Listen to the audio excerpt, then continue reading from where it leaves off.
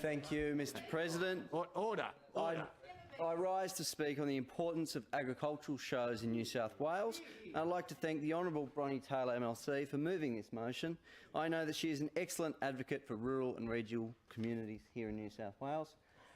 The Maitland Show is held annually in February each year. The 2018 show, held in February, had attractions including the rodeo, fireworks, homecraft displays, horticultural displays, a cattle clinic, vintage motorcycles, hot rods and mini rods, wood chopping, an animal nursery, livestock exhibits, a scarecrow competition, an international salon of photography and a tug-of-war competition. The Maitland Mercury said that in the rodeo, the professionals showcased their skills and courage in the bull ride, open saddle bronc and bareback riding and did not disappoint the fans. The 2018 Maitland Showgirl winner was Caitlin Hipwell and was presented her award by one of our hard-working Liberal councillors on Maitland Council, Councillor Ben Mitchell. The 2018 show was the 157th anniversary of the Maitland Show. The show is a result of the Hunter River Agricultural and Horticultural Association, which was established on August the 16th, 1859, and has operated continuously ever since. The Hunter River Agricultural Association is the second oldest continuing regional agricultural association in mainland Australia. It is only a few months younger than the Agricultural Society of New South Wales itself, which of course is responsible for the Sydney Royal Easter Show. The Newcastle Regional Show, or as the locals call it, The Show, is held annually in March each year. The 2018 show, held earlier this year, had attractions including an agricultural precinct, animal nursery, an art competition, cyclocross, cattle competitions, cookery competition, community stage, demolition derby, a dog show, goat competitions, fence post splitting, horse events and sideshow alley, amongst many other displays. The show was extremely successful, with more than 30,000 people attending over the three-day event. The Newcastle Regional Show has been held annually since 1902, only missing shows in 1916 when the showgrounds were being used as a military camp, 1919 due to the influenza epidemic, and from 1941 to 1945 when the showground was once again used as a military staging ground. The Newcastle Agricultural, Horticultural and Industrial Association was formed in 1899, and the organisers of the event in 2018 was a significant year, Mr Deputy President, for the show, as it marked the very first time that a female was president of the show. The new president, Lauren Haskins, has held various roles with the show and was even the Newcastle Showgirl in 2005.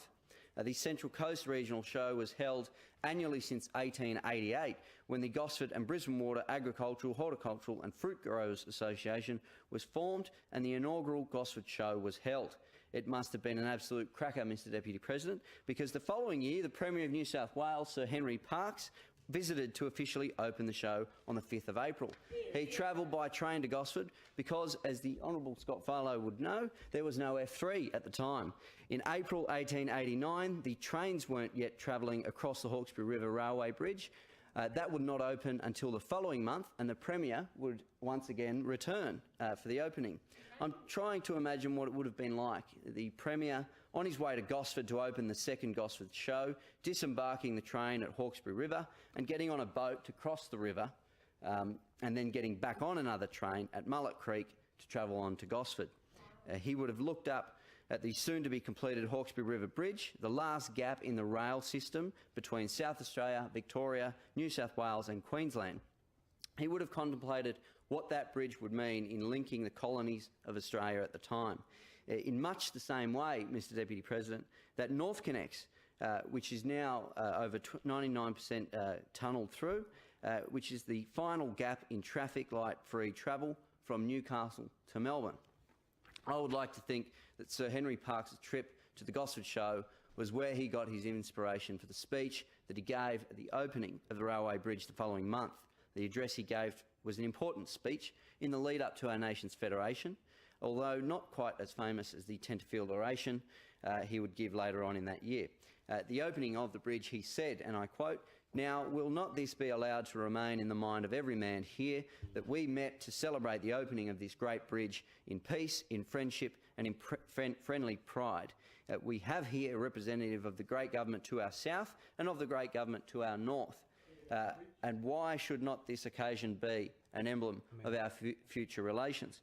It is said, and I quote Mr Deputy President, that the time has arrived for the political federation of these colonies.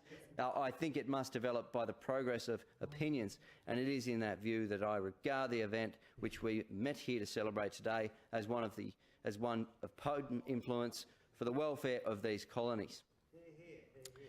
So that is the small role that the Gosford Show potentially played in the federation of the Australian colonies, Mr Deputy President. I attended the Central Coast Regional Show this May. As I have in years gone past, the show had reptile displays, fireworks, horse events, pet parades, machinery display, historic car displays, a junior rugby knockout, fire whip cracking, a brass band performance, and one of the highlights, Mr Deputy President, the rock show put on by the Central Coast Lapidary Club. I agree with this motion that the Sydney Royal Easter Show plays a significant role in promoting New South Wales agriculture, and agricultural committees to city families and regional families. In this submission made by the Royal Agricultural Society of New South Wales to the State Development Committee's inquiry into regional development and global Sydney, it said that the show is the largest ticketed event in Australia, which was attended by more than 920,000 visitors last year, celebrating the vital role that agriculture plays in the health and wealth of our state, and applauds the highest agricultural excellence. $186 million was spent at the Royal Easter Show last year, and more than $247 million was contributed to the state's economy as a result of the 14-day event. The Royal Agricultural Society of New South Wales is a truly iconic Australian organisation and has been a prominent force in the direction and development of Australian agriculture through competitions, education and events since its foundation. It now manages the Sydney Showground, where it has a long-term lease.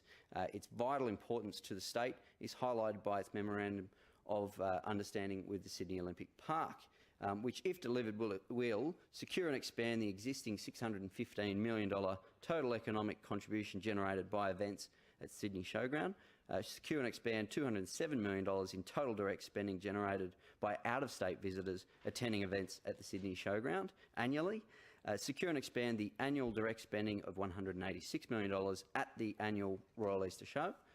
It would create $500 million in economic uplift, potentially, with up to 100 additional full-time jobs on average per annum, over 183,000 additional bed nights from interstate and international visitors. Mr Deputy President, I could go on, but this is very exciting for the Sydney Olympic Park precinct, for Greater Sydney itself, and of course for New South Wales and the agricultural sector. So, Mr Deputy President, I'd like to commend again the Honourable Bronnie Taylor for moving this important motion.